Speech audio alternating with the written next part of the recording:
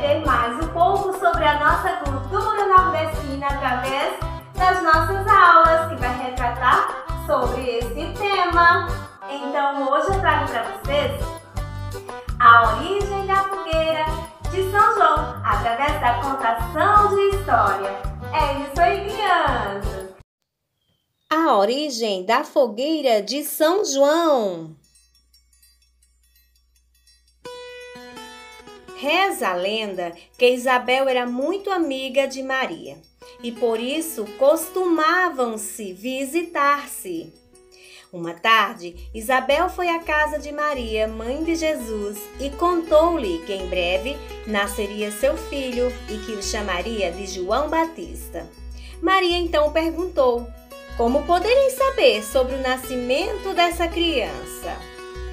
Vou acender uma fogueira bem grande, assim você poderá vê-la de longe e saberá que João nasceu.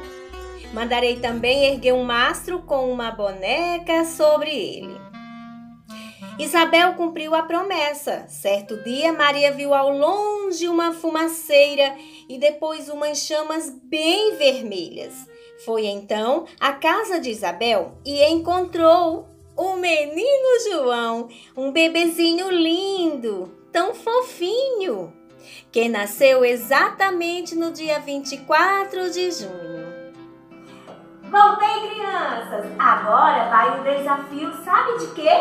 De adivinhas juninas. Espero que vocês consigam adivinhar as respostas das perguntas a seguir.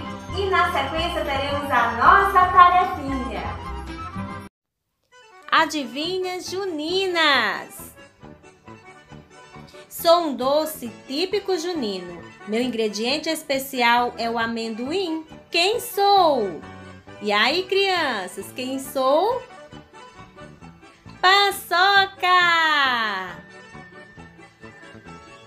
Sou uma brincadeira muito comum nas festas juninas. Com vara e linha, pesco o peixinho. Quem sou eu, crianças? A pescaria! Vamos fazer o nosso calendário? Você sabe que dia é hoje?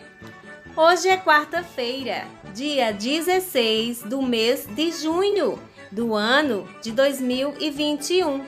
Agora faremos a nossa atividade escrita. Vamos acender a fogueira de São João, crianças, usando tinta guache nas cores vermelha e amarela. Mas se você não tiver, pode usar lápis colorido, fazer o fogo da fogueira para deixá-la bem bonito. E ao lado da fogueira, você vai recortar e colar a prima Isabel com seu filho João menino e deixar a nossa tarefa bem bonita. Beijos, crianças, e até amanhã!